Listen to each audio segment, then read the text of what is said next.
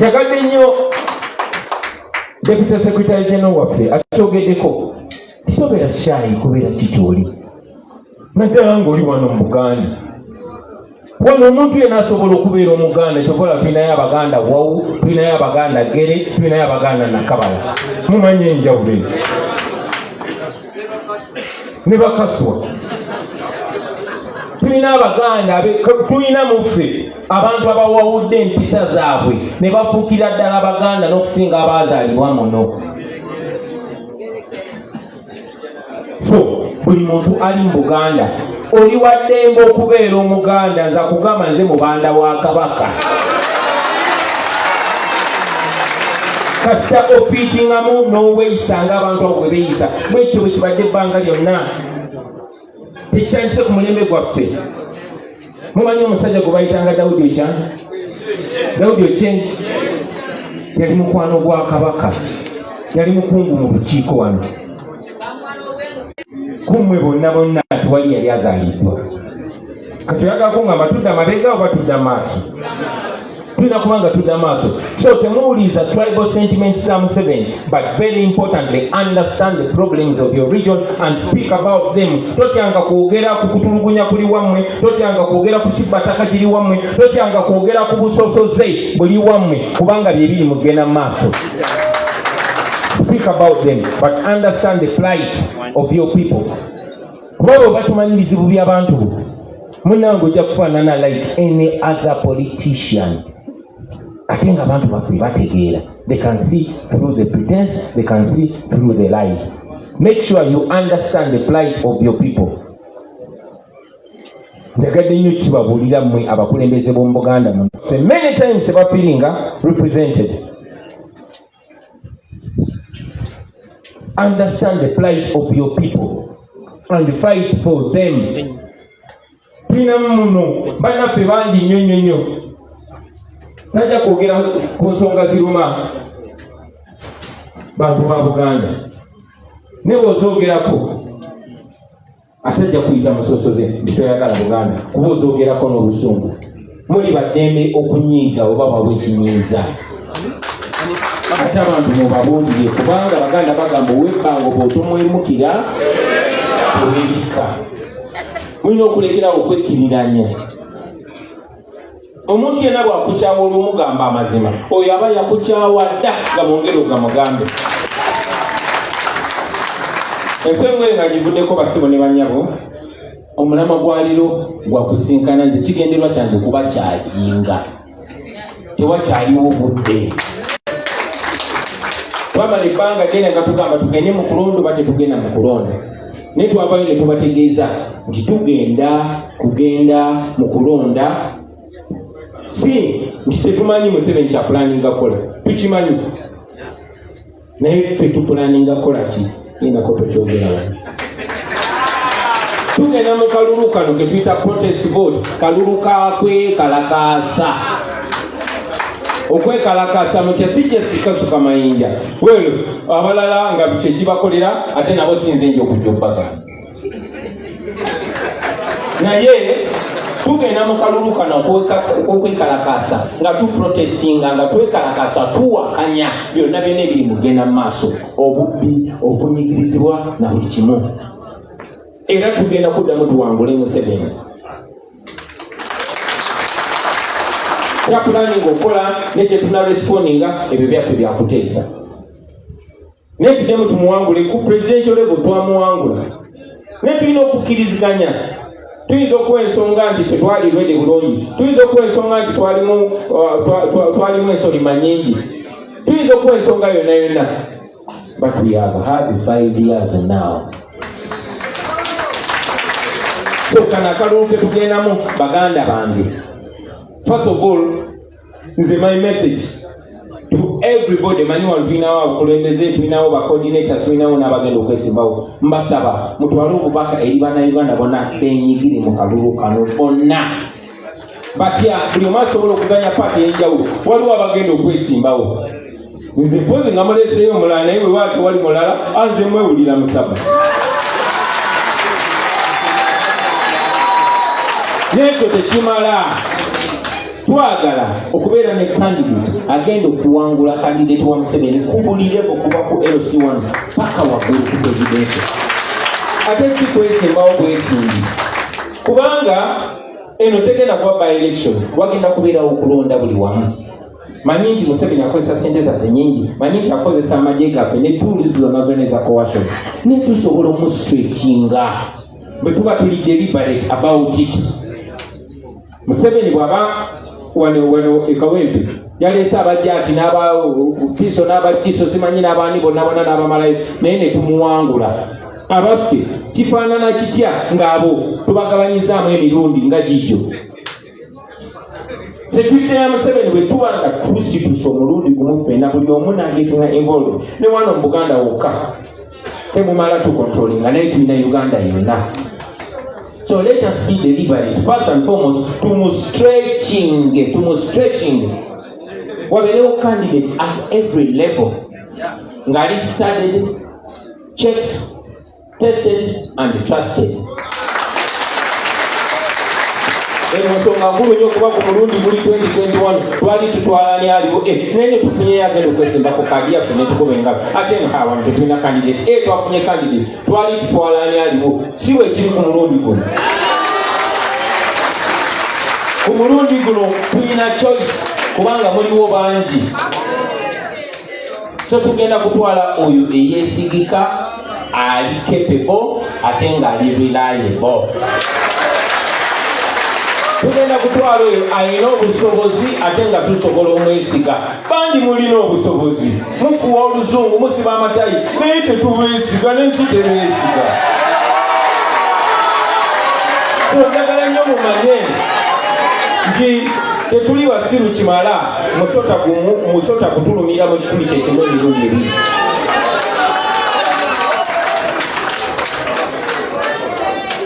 So let's get involved. Abamu mwesimbewo, nze navayo ne mbakubira omulanga muveeyo mwesimbewo baganda bange. Buli wamu mwesimbewo mukyalenjinge. N'awali omuntu vayo nawe olage obusobozi butuba pime buli wamu. So get involved, brothers and sisters. Abamu muveeyo mwesimbewo. Abalala abateesimbyewo mutuyamba okuorganizinga, n'abalala mubeere mu bawagizi, naye buli omu abeeko kyakola mu kulonda kuno. Namwe baganda baffe abali eyo ba foot soldiers n'abalala ba citizen b'eggwanga, buli omu mu Uganda, buli muvubuka eyeesobola nsaba abeere foot soldier. Buli muntu yonna gy'ali weewandiike.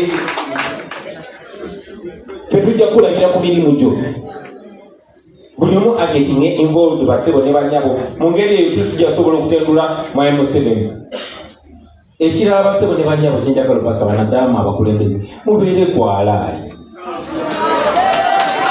Be real. Mubeere kwalaali kuba abantu basobola okulaba omuntu abadongowaza. Abantu balaba ate tetugoberera abantu. So be real. It's important to tell you that you must be real. Faith. Tetulijja kibiina kya byabufuzi. Bannange tuli wano ino National Unity Platform kyekino ekitebe kyaffe. Naye ffe tetuli kibiina kya byabufuzi. Just tulina ekibiina ky'ebyobufuzi. We the people of Uganda are bigger than NUP. We the suffering people of Uganda came together under the theme of people power. Ffe tuli people power.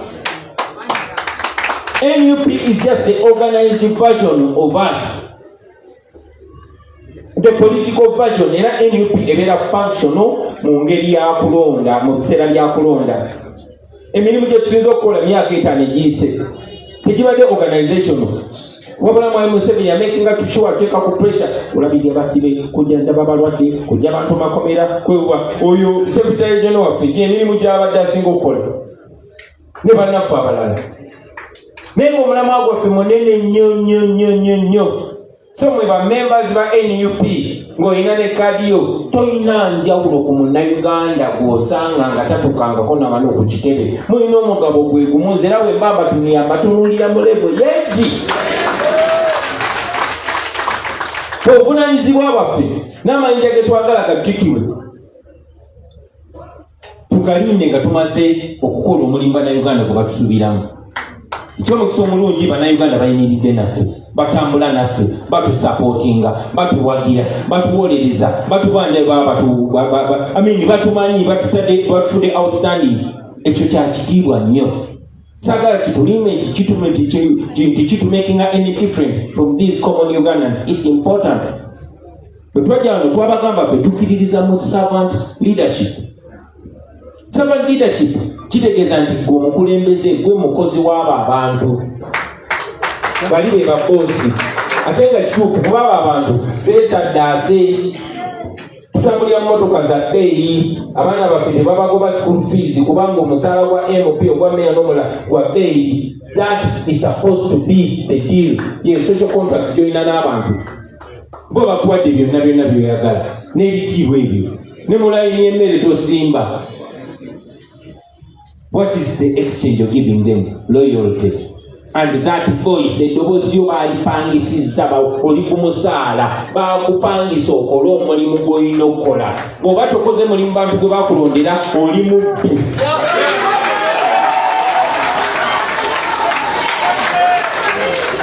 Lwaki abantu abo kusindika mu office eyo bo baatala afya, abamu bali magombe, abamu bali makomera. So we must understand that this is a deal between us and the people. Era kwatatu obate obivaamu ng'obivaamu. Bino byanjawulo omusibye ebiri ebya bulijjo. Twesubjectinga ku mulamwa gwe tulina otambulirako. So tubeere real, ladies and gentlemen. Tukikirire abantu kubanga tuli people power. Ekyo nno kijja kundeetako nsonga yange, manyi bagyogeddeko. Abakulembeze abali wano pulira mwogera nnyo ku nsonga ya kaadi. Yani yagituuma kaadi. Honorable Nsamba yalinga kaadi. Bagitanga tiketi, bagitanga fulaga, kati bagita kaadi. Kyonna kyekiri. Bassebo ne bannyabo. Okusookera ddala njagala mumanyi nga ekigibwa kyogeddeko. Si nti mwe abatuuka bano timwekka mwe musaanidde. Nenti si ng'omukulembeze ate kikwetaagisa okukonekitanga ne bakulembeze banno. So ate gwasigaddeyo ate oba bubi nnyo okusinga atuuse. N'okusingira ddala, it is not your proximity or closeness to the president or leadership here that will make you exceptional. Okuba nti gw'osemberedde president oba osemberedde lopo oba osemberedde abakulembeze baffe bonna tekikufuula wanjawulo. Bonna abavuganya benkanankana era ekadi yaffe egenda kuba yakuvuganya. Ne deputy president waffe bamuvuganya. Muwulidde wano awaana secretary general waffe Lubongoya nga mujubisiza nnyo kati fe abawagira Abudu Soja tugoyingewa. Manyi nti secretary general waffe abamwagira bangi naye naawe sebo bajja kuvuganya. Ate bwe bakuwa akalulu bakuwangula. So ebyaffe byakuvuganya. Sindi nze ntukirira foot soldier ono nze ntukirira ono no. Tugenda bikola musana. Omulungi obudde bukyaliyo mugende mwe popularizing eri abantu kuba abo be bakama baffe. Ne bw'obeera ng'oli wa kitalo otya naye ng'abantu batugamba kyanjawulo, munnange ffe tuli people power tujyagoberera bantu. Ate nga mwali mukirabyeko era mujja kgenda mukirabako, mumanye nti omulamwa gwe tusinga okugoberera ze values zaffe ze twawandiika awo. Tukiririza nnyo mu bwenkanya ne mu kwenkanankana eri buli omu. So tiketi yo teri wano ku kitebe eri mu bantu. Nate njagala okozesa omukisa guno era nkyogereko Deputy President waffe kyayogereko. Bana ebyayogedde byonna Deputy President bituufu era muwagira era nzikanya naye. Constituency examination nange mba ndaba bannange. Examination nze oba omention nze ntono. Waliwo n'abalala bendaba. omulenzi ate byayagala. So sebo obuvunaanyizibwa n'obuyinza obwo obuyina okupepeta n'okumakinga sure otujjamu buli nsolima kubanga obudde tubuyina. Eri bannaffe mwenna abawadde batambula batagala mulina omukisa okwetereeza. Ebiseera bigenze bikendera ze badde manyi tekukyawera na mwezi naye deputy president bw'aba agambye mwezi tugende n'ekigambo kye leero mmeka 22 after 22 omwezi ogujja nja kuba busy. So abalina okwetereza mwetereze kubanga kugenda mu maaso g'abantu naawe ng'oliko kazambi era tugendagendayo mu maaso g'abantu tukuteekawo nga bwe bateeka Balaba mu maaso ga Piraato tugambe basebo n'abanyabo kiri kitya ati tulekeemu obawulidde. That's exactly what it's going to be. Mukyalina obudde okwetereza basebo ne banyabo. Tumanyi buli muntu asobola okuseerera ne the whole idea kwe kudda ku mulamwa ate n'okidemonstratinga mu bikolwa byo so si bigambo byo. Tumanyi bulungi nnyo nti n'abalala bajja kukomawo nga balina simayiro nnene nnyo esinga n'eyange kubanga tusemberedde okulonda ne eyingi lwaki emyendayo. So be sure tetugenda kuttira muntu ku liiso atattira bantu ku liiso.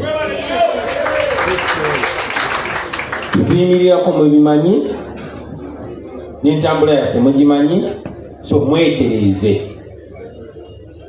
Constituency nyingi nnyo gye tutalina babaka nga bwekyogeddeko ne wano bennyini simanyi oba tulinayo mubaka waffe waawana aliko NUP ticket naye wana amanyiwo. So ezo constituency zonna ezirimu abatagala ziri empty nga deputy president waffe bwagambye musobola okukyalenjinga sindya n'oli empty nti entebe wali empty ono yagendayo wali open. Abantu bajja okusalawo ku nsonga eyo. Njagala okubasaba abakulembeze bwe tulina wano banange mubeere outspoken. Mubeere outspoken tubalabe nga mwogera. Tetubagambe genda kasuka mayinja. Waliwo omubaka omu yagenda nga bamaze omugula n'agamba ekikulu aba NUP baŋŋamba ngende njokye petrol station bwe nagaana ne balyoka bankyawa. Banange sibagambye okwokya petrol station bagambye kwogera. Ndaba nnyo ebiseera bino bangi abali outspoken. Ndaba nnyo ne Bona Mugoyo, ndaba nnyo Madamu Tita Namboze, ndaba nnyo ababaka baffe bangi nnyo nga bali outspoken. Wandisi Alutamabuzi jja mwogera bajja gamba mujubisa nnyo buli omu amulaba. So use that social media. Baganda bange njagala okubabulira abamu kumwe mukyalina mentality nkadde naye abantu babawodda kuzira traditional radio station ne TV station. Waliwo radio zimaze emyaka 7 nga temumpulirako kyogamba abantu tebawulira biki njogera. So use social media. Temubeera baslave ba traditional media kuba TVs ne radio esinga obungi zikontrolingibwa na kyemalira. Yasalawo nti ono mmuleete ono temuleeta, ono ayogere ono tayogera. So the best way to disempower something that disempowers you is to ignore it and move. Discover another path. Bajja kutuyita, bajja kubayita naye baate bannabayita mukozese social media kuba abantu bemwagala okwogera nabo bali ku TikTok. Ababaka baffe n'abakulembeze baffe bameka balina TikTok account. Gamali muzogerirako nga sibalaba mubeera mukulaba nogizi. Use them. Make sure what is trending is national issues. Kinkola bubi nnyo okulaba mwe muli bakulembeze bwe bakulaba ng'oli mukulembeze amudanyise mugoma ng'ovuddeyo baconstituency bajja kufollowinga. So use that social media. Be seen. Kuba abantu bwe baati bagula bannaffe tetujja kula. So use your social media. kale nayo bagiggalewo. Ndaba nnyo abantu, waliwo omusajja gwe bayita Kyagulanyi Omukiga atransformize ekifaananyi kyaffe mu Western Uganda. Naawe beera bwotyo, mbalaba bangi nnyo. Naawe beera bwotyo, speak out. Kyobeera otambulidde. Ndaba nnyo oyo musajja Mr. Mosh ng'ali ku social media ayogera ku nsonga ezigenda maaso. Ndaba nnyo oyo Shamimu Nambasa ng'ali eyo myala gyabwe gye bwayise ng'ali mu kwogera ku nsonga ezo. Bring people to the problem, let them understand. Mutuyamba abantu baleme kugamba nti ebyo bigambo bya Kyagulanyi bibeere bigambo bibeere by'abantu baffe. Ekyo kigenda tukola bulungi bassebo ne bannyabo. So use your social media because you will need it. Finally, munzikirize njogere ku kalulu ke tugendamu akabbiri abiri mukaaga. We know what to expect. N'abantu bamanyi what to expect. Era abantu bangi baali batubuuza lwaki mugenda mu kalulu temumanyi nti bwe Kyagulanyi onaamala okusuula akalulu ng'amagye geetoloolewo nga gakusirira ewaka nga bawamba be bawambye nga bawamba abakwetoolodde nga bakkakanya abantu. Waliwo omu ku bannaffe ye yazimbanga nnyo mu Kisenyi naye nga baba azimba City Council n'ejja n'ebimenya n'agamba kati akabadde akaliwo zimba koosi nnyingi nnyo bwe bajja ne bamenyako esatu n'ennya zisigala. What does that mean then? Overwhelm them. Mubeere bangi nnyo, tetujja mu makomera bassebo ne bannyabo. Okusiba bajja tusiba emigo bajja gitukubira ate ekkomera oli wakyamu ate emigo oli wakyamu bwe buuza ku Nalukoola. So byonna bigenda kubaawo. So we must plan to overwhelm them. Obuyambi bwonna bwe twagala, ensi zonna ze twagala zitulwanirire, tulina okubeera ne fight one. Let's overwhelm them. Let's make sure there's so many of us. Ko tujja kutuuka okulonda nga amakomera gajjudde ye tukikole bwe kityo. Bamuli we balusiba tujja basuuka ko bajja kudduka. Bajja kudduka. I'm telling you. This is what happens in all dictatorships. Bashir yali asinga Museveni buli kimu. Yahya Jammeh yali alowooza Katonda. Naye bwe bamala okuwangula dikiteeta awikeninga nnyo akola bingi nnyo asipendinga sente nnyingi nnyo okuki overturninga ekyo. Mulowooza lwaki Museveni atya akalulu? Kubanga talina mundu, kubanga talina sente, kubanga talina ba allies.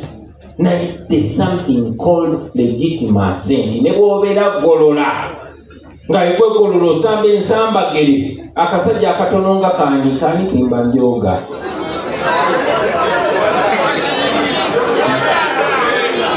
Okay, yekwegolola olina obunyama bwekana bwe buti kati nojja akasajja ngaako kapinto ne kakusanga mu nju yaako.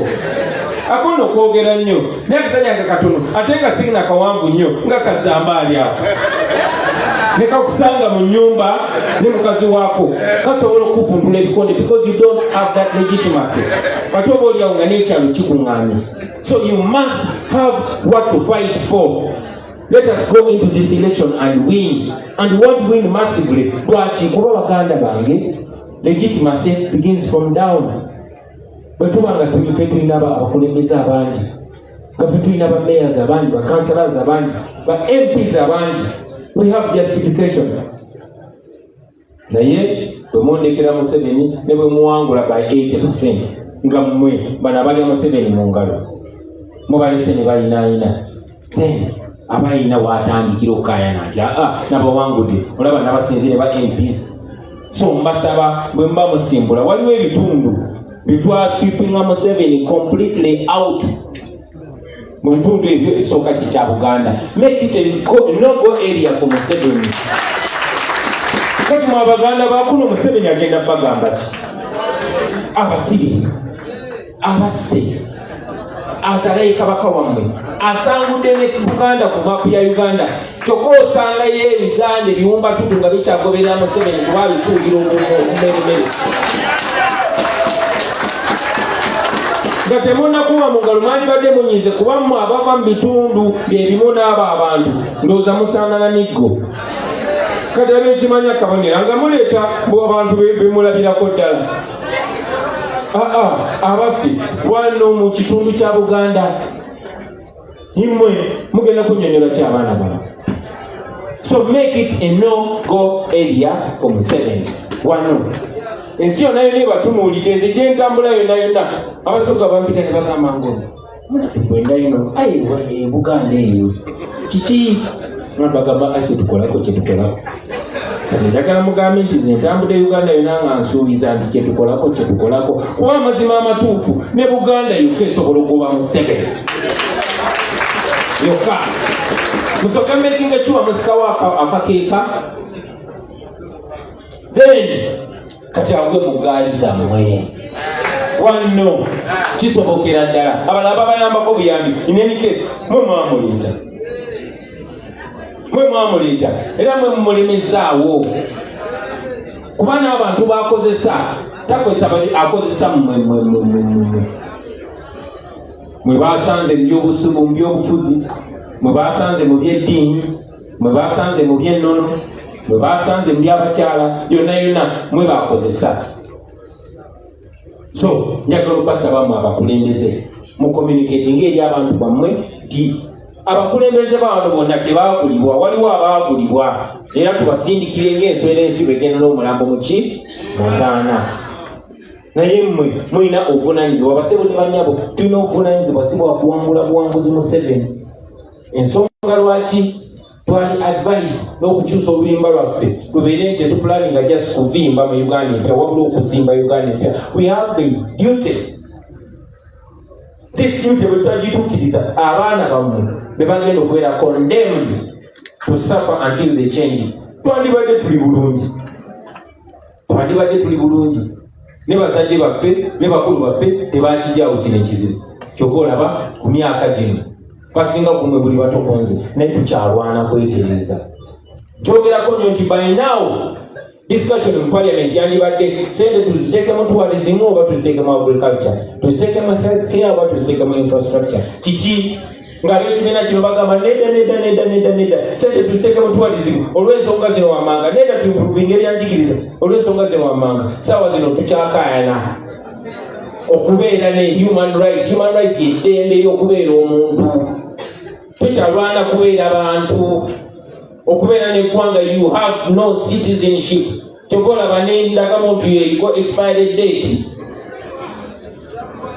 temuli ba citizen. So we are fighting for citizenship, for the right to be, the right to exist. Oba muntegeera? So we must work so hard. Sebo Honorable Mwanga Kivumbi, tukwesiga nera naffe tuli available. I am personally available for any work wano mu Buganda okumakinga sure nti Museveni tumwera buli wamu. Nekino kati mentioning Deputy President yansabye nti buli wiiki abantu b'e Buganda banjagalayo olunaku lumu lwokka tusinkane tusale entoto. Sebo nja kubeerawo, nja kubeera available ne bwe tunaba twetaaze kugenda mu buli constituency ndi naawe. Tetwagala Museveni kuwangula wadde oba chairman w'akakuba akagenda ku luzzi. Omuntu mu Buganda muno ng'akyawagira Museveni oyo ebintu bibiri, either musiru nnyo oba mubi nnyo. Wabaddewo ebbanga ddene nga batukuma enkwe wano mu Buganda. Kituufu mu Buganda mulimu ab'enkwe, abo be mulaba beekulu bayisa ne Museveni be b'enkwe. Kubanga omuntu bw'ajja n'afufugaza nnyoko n'ekitaawo, omuntu bw'ajja n'akolako ebikolobero ate naye okulubesa naye obeera waki? Kakati ekyo nga tukikuddeko basebo ne bannyabo. Njagala mumanye nti after making Buganda a no-go area, we should find leaders. We should find candidates, trustable candidates. Honorable Mwanga Kivumbi twagala candidate ku buli kifo nga wa National Unity Platform. Twagala nnyo okukwatagana ne bannaffe bonna ab'ebibiina ebirala era kye tubadde tugezaako ebbanga lyonna. Naye ng'era Omuganda bw'agamba nti bw'osika ekitajja liba lya nkoko. So twaniriza mugende maaso n'okwana bannaffe bonna abali mu bibiina ebyenjawulo batwegatteko tutambulire wamu kuba tubalaba bangi balina omulamwa naye waliwo obuzibu era wabawo obuzibu mujje tubusolvinge ffenna. Tulina mandeeti y'abannayuganda, tulina obwesigwa bw'abannayuganda naye bajja twesiga nnyo nga tuli ffenna. But in the meantime ffe tutambula nga national unity platform era mu buli kifo ekyesimbibwako tujja era tujja kubeera ne candidate. Njagala obasabamu abeesimbewo mutuwe ekifaananyi ekirungi. This is not a do or die. Oba ofiira ku munno ng'oli mwetegefu okugyayo buli mpisa ensiiwufu kubanga oyagala kifo mu kifo ky'okusembeza okumpi n'ekifo kigenda kusembeza wala n'ekyo ekifo. Core value number 1. Mwebale nnyo. Core value number 1 is discipline. Era tetuli magye. Omusirikale atali discipline atosobola kubeera mu magye naddala nga kulemberwa ffe abantu abakkiriza mu discipline. So tubeere disciplined, tulwanirire fair competition, decent competition. Twewale kubeera nga Museveni kubanga wetukulaba mwaka Museveni konna kaki kye tugenda okugamba abantu. Saabaze mutukozesa ligambo kombisinga abantu n'ebikolwa byaffe okufuna obwesige bwaffe n'ebikolwa byaffe gye bali tusobole okufuna obwesige bwabwe. Bwetyo bwe tugenda okutambula abasebo ne bannyabo. Twagala abacandidates in all positions kubanga tulina obudde nti bagambyeko nti Buganda yokka esobola okuggyako Museveni. Mwe temunafuna lesson mutunire abaana b'ebusoga kye bakola. Yate singa nali musoga bannange bandize ne wano ne babagamba mwe musoke ebbali musoke mwedde ebbali tusoboke tumala akalimu kano waiza nimbe baba. So tulina omulimu, tulina okukakasa abaana b'ebusoga nti naffe tulina ekibuli. Tulina okukakasa abaana ba Arua nti naffe tulina ekibuli. Twali mu Arua nandibadde enfudde naye abaana basaawo embeera. Of course n'abeetoolodde eggwanga lyonna. Now I am here. So you, the people of Uganda, you have a challenge. First of all, to free yourselves. Nobody is going to free you. But when you refuse to free yourself, you're enslaving other people. Mwabaganda bwe muganda okwetaasa ne mu busibe muba muli mu kusiba abantu balala. So mutukulemberemu basebo ne banyama. Bwe munaagala okulembera bajjawo abalala beekulembere kuba abantu tebalina time. Ensonga yange eyagala okuddirira esembayo njagala okubasaba mwenkalejinga abantu mubagazi okulonda bamanye tetugenda mu kulonda just to legitimizinga Museveni ne tugenda mu kulonda kumudelegitimizinga. Talina ngeri yonna okujjako okutta abantu okujjako okola ebyambyone tumutunuzeemu kamera akole ebyambyone. Paka kati akyagezaako okusangulawo ekya Novemba 18-19 2020. Tasobola tutta ffenna natumalawo, tasobola tusiba ffenna natumalawo. Naye ate nga bwe tunarelaxinga ajja tulya omwomu paka ffenna bwanatumalawo. Bangi nnyo bagenda tutunda basebo ne bannyabe bangi naye ate bangi bajja twegatako era tujja kuwangula. Era bwe tunawangula abo abaali batulimirira bajja kujja babagambe nti twali kulwammwe, twali tubawagira, twali nammwe lwakuba twali tetulina bwe tuvaayo. Bimakinge kubanga mujja biraba mugetting involved basebo ne bannyabo. Mbasaba mugende mu encouraging abavubuka okwenyigira mu kulonda kw'abavubuka. Akalu k'abavubuka katandika June nga 2. Mugetting involved era nawe Honorable Saake ne tiimu ye y'abavubuka bwe mutwetaagira weetuli. Get involved kubanga protest vote wetandikira yeyongere paka nga tugyeko Mwai Museveni. Njagala obasaba baganda bange temweteekako deadline na timeline. Tibwe tuba tukikoze ku mulundi guno tugenda. Mandela yatuyigiriza ekintu kimu.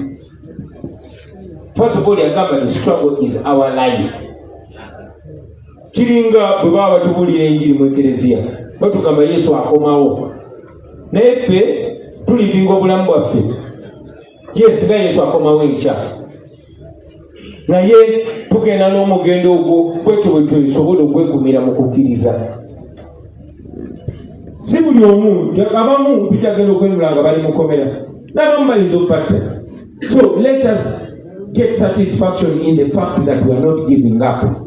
Bwe tuba tujja essanyu lyaffe kwe kuba tutuganye okugivinga up. So si nti tuliwangula nkya. Kuba tuyinza okugenda mu kulonda nga Museveni bwakola. N'awamba buli omu n'atuusa mukomera. Of course tetujja muleka kubanga we are going to go with the fight at every level. But make it normal to celebrate victory along the way. Find reasons to smile, find reasons to joke, because the struggle is our life. In any case, never to Jacob Museveni, struggle ya pedia kuba tewede, atawa mule mkuja kuba kutandise. So, find comfort in the fact that Museveni never had to siba, toina munja ko biga bili mugulu. Tetuna munja ko tuapo. Toina munja ko kumulembe kwa semo ugereni. Banji kumwe na balaba kumulembe kwa semo ugereni. Mucha anemeddeko. And we shall defeat them. Never celebrating the fact nti temuwanise. Kati okuvanyuma lobba okukkiriza okwo ate kamba weesuubiri amangu. Bannange Museveni mulowooza alina emyaka emeka? Mulowooza alina emyaka emeka? Kati njagala mmwe ate mwerabe nga bannamukisa. Omugigi gwaffe gwe gw'okufulufiiringa guli ogw'abannaffe gwe gwali ogw'okusiga baasiga. Naye ffe abalina okungula tusobola okwonoona ebirime byonna bwe tutakola kituufu. Baba okusaba baba bakusomesa. Yes, okulwana kuno kuli nomo, but there's nothing as important as finishing. Kati tuli mu finishing. Museveni tumukubye babesi gye bamukuba ku emmeme ne ziika kati tukubye akabuto yenaye ebibye twetagamu okuba knock out eyo tukuŋŋaanye amaanyi gaffe mu mukono gwaffe ogwa ddyo ag'abavubuka ag'abakyala ag'abato ag'abakulu ag'abakadde tuube ngumi tugikube Museveni ku luba. But that is going to take so much organization, preparation, discipline and self-sacrifice. Kuba mba mugenda mukulonda munnange we munagenda nga muli bakandidate basatu oba bana mubanga bakirekedde Museveni mulaba bwe twabadde wanekawo ebyo nga kiri very clear nga Museveni yalina kyayagala okukola. As a matter of fact, okusinziira ku reports ze batuwa tiwaliwo ne bakandidate be yasponsoringa just okwawulamu akalulu. Baba bakimanyi tebakikola ku lwabwe kati bakikolera dictatori. Bannange abantu bajja kusinga through that. Naddala mmwe abamu abazze okupikinga just ebifaananyi naffe naye ng'omanyidde ddala then omale ogambe nze kasitambaako nange ne bengenzeeko. Temudividinga effort, temudividinga maanyi bwemubanga ddala ekigendererwa ekyo kyemuliko. Ekisemberayo ddala abasebo ne bannyabo njagala obbasaba mwetegekere next government. Oba otambula weerabe ng'omukulembeze. Baminisita tewali balala mbalaba wano, bambasada mbalaba wano. We are preparing for new government, for a new Uganda. Nate ne muffe n'abamu n'ab'amakomera si abagakulira wabula bajja okugabeeramu. So temugivinga up basebo ne bannyabo. Mukozese buli tuulu gye mulina okulwana. Temupowa. Buli kimu kiri kusaidia nze nga nkibagamba. Mu abantu b'omu Buganda mulina lake. Mwawulidde obubaka bwa Ssaabasajja Kabaka. Nfa njagala okwebaza Ssaabasajja Kabaka nga nsinzidde wano. Kubanga abadde outspoken. Era ebyogeddeko n'alaga obulyazaamaanyi n'okwefuula engeri ate nga Museveni teyeefuulidde Baganda bokka, yeefuulidde Abasoga, yeefuulidde Ab'Engu, yeefuulidde ab'omu West.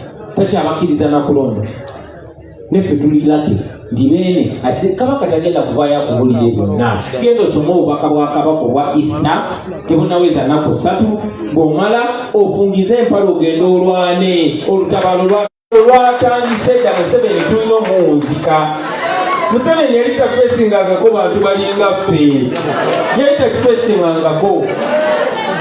Muzeeyi Kyanjo yakyogerako ndi Museveni ajja kusangayo abaana nga tebaagala ssente.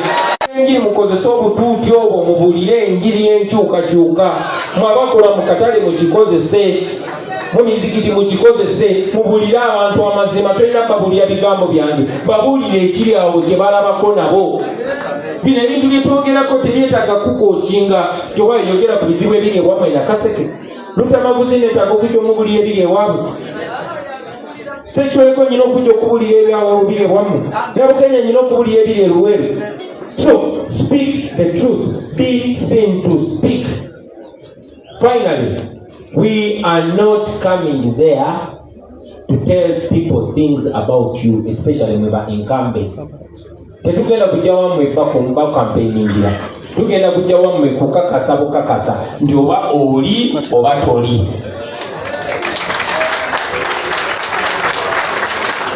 Every time in the world to do that work now. Abantu bewammwe mubatuuseko baka mubagambe batumidde nnyo, mubagambe mbaagala nnyo, mubagambe nja kubatuukako mu buli ngeri yonna physically. Mubazeemu amaanyi mubagambe tugenda kuwangula, mubagambe Uganda egenda kukyuka, mubagambe bagenda kulaba ku president nga muntu wa bulijjo nga bo, mubagambe bagenda kulaba ku nguudo ezakola in their lifetime, mubagambe bagenda kulaba ku malwaliro agakola in their lifetime, mubagambe bagenda kulaba ku sente zaabwe nga zikola ebibaagala in their lifetime. Ekyo tekigenda kolebwa ku mugigi mulala gwonna gwonna, kigenda kolebwa ku mugigi guno. Tulina obuvunanyizibwa okikola, tugenda kukikola nga Mukama ye mubeezi waffe. So mbawa omukisa gwa Katonda, mugende mutobe, mugende mutuuke eri abantu, mubanyonnyola amazima, mubeere ba mazima, temwekkiriranya. Buli muntu yenna yakutte ku miliyoni 10 mumulabise, buli muntu yenna yeekolesa n'abalabe b'abantu mumulabise. Katonda ali naffe, amateeka gali naffe, abantu bali naffe. Tewali kisobola kutulema. Buli ddiini yonna egamba Katonda ali wamu n'abeesimbu. Buli ddiini yonna egamba Katonda tayinza kuyimirira n'abalyazaamaanyi. Temubeera balyazaamaanyi, mubeere beesimbu. Anaabeera ku mazima tugenda kuyimirira naawe, anaabeera nga toli ku mazima tugenda kukulabisa. Mukama abeere nammwe. Assalamu alaikum warahmatullahi wabarakatuh.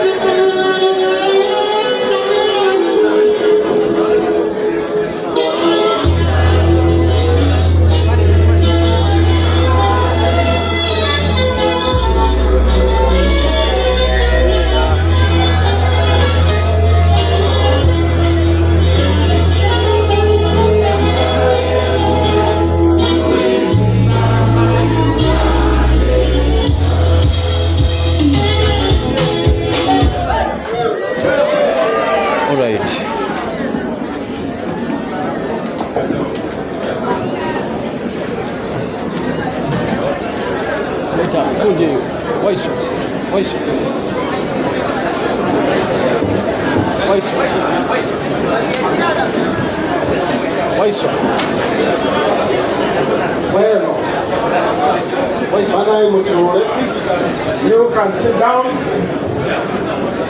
You can sit down.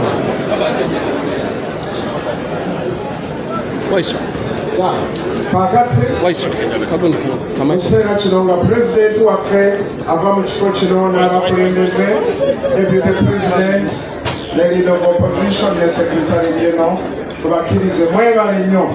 Thank you for gracing this function. Thank you for inducting us. All right. Amanya Buganda, Ronald Mugenyi, network etubeeredde enzibu naye tusobodde okumaliriza ne president enteekateeka zonna nga ngenda kusaba. Wabaddewo abantu ababadde n'ebibuuzo. Tutegeka ekyokulya kinaatera.